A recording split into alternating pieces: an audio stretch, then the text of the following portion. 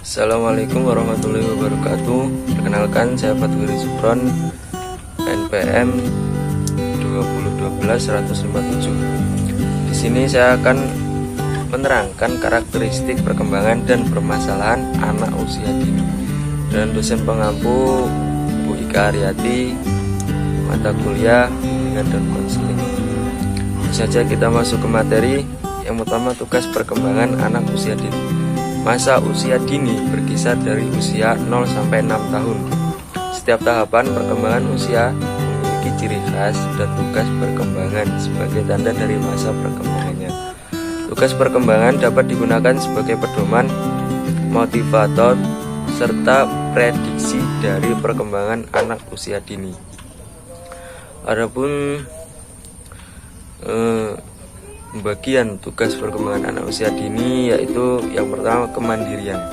Kemandirian yang diberikan oleh orang tuanya seperti memakai pakaian sendiri, makan sendiri, menggosok gigi, membereskan mainan dan kegiatan lain yang sekiranya masih bisa dilakukan oleh anak usia dini. Yang kedua, belajar memberi. Berbagi dan memperoleh kasih sayang adalah hal yang mutlak yang harus diberikan kepada anak. Yang ketiga, belajar mengendalikan diri. Selama masa prasekolah, anak belajar tentang peraturan diri, kemampuan mengendalikan emosi dan perilaku mereka. Selanjutnya, belajar bergaul dengan anak lain.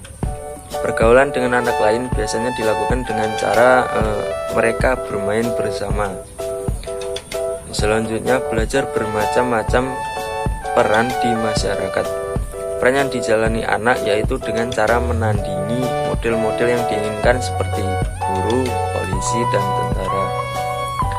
Belajar mengenal tubuh masing-masing, fungsi dan pemeliharaannya.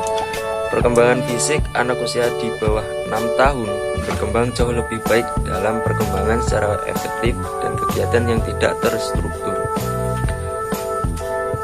Selanjutnya, belajar menguasai keterampilan motorik kasar atau halus. Kemampuan motorik kasar, gross motor skill, merupakan kemampuan fisik yang melibatkan otot besar seperti berlari dan melompat. Yang selanjutnya, belajar mengenal lingkungan fisik. Saat anak usia dini berkembang secara fisik, mereka memiliki kemampuan yang lebih baik membuat tubuh mereka melakukan apa yang mereka inginkan. Kemudian, belajar menguasai kata-kata baru untuk memahami orang lain.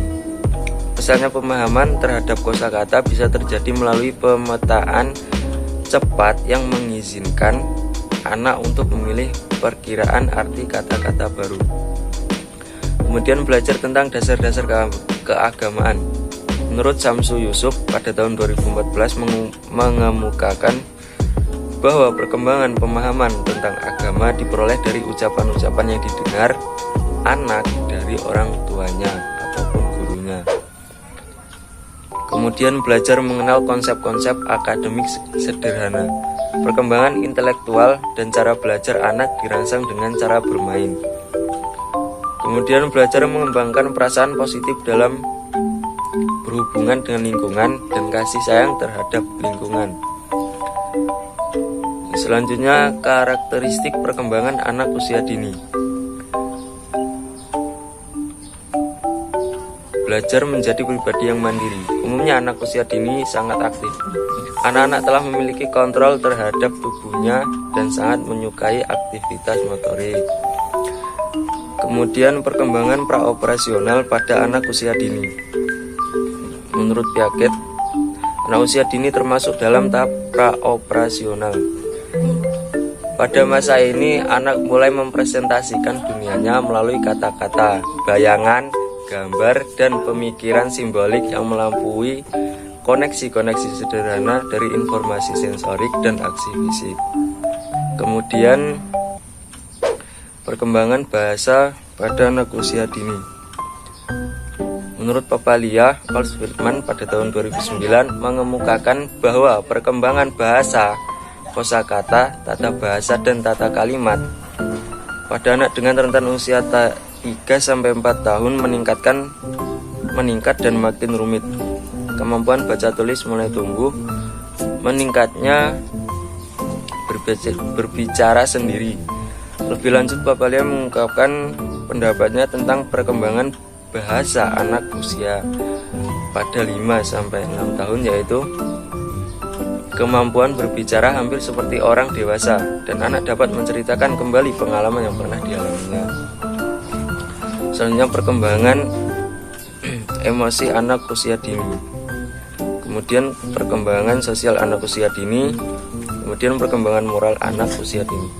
Menurut Sunrock pada tahun 2011 mengemukakan bahwa perkembangan moral melibatkan perkembangan pemikiran, perasaan dan perilaku mengenai aturan serta kesepakatan tentang apa yang harus dilakukan dalam interaksi mereka dengan orang lain.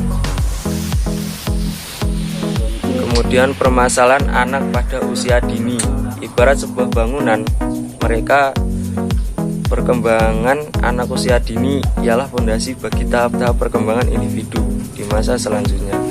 Aspek-aspek perkembangan baik fisik, psikologi, sosial, dan kultural sedang terbentuk masa ke masanya.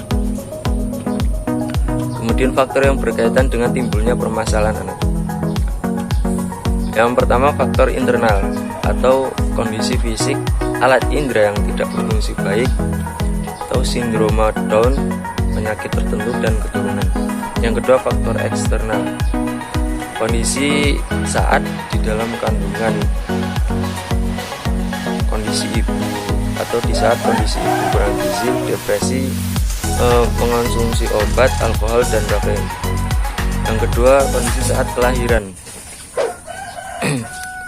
yaitu meliputi proses kelahiran, kekurangan oksigen ketika proses kelahiran terjadi. Yang ketiga, keluarga, yaitu meliputi pola asuh yang salah, stimulasi yang kurang, dan tingkat pendidikan yang kurang. Sekian dari saya akhiri. Assalamualaikum warahmatullahi wabarakatuh.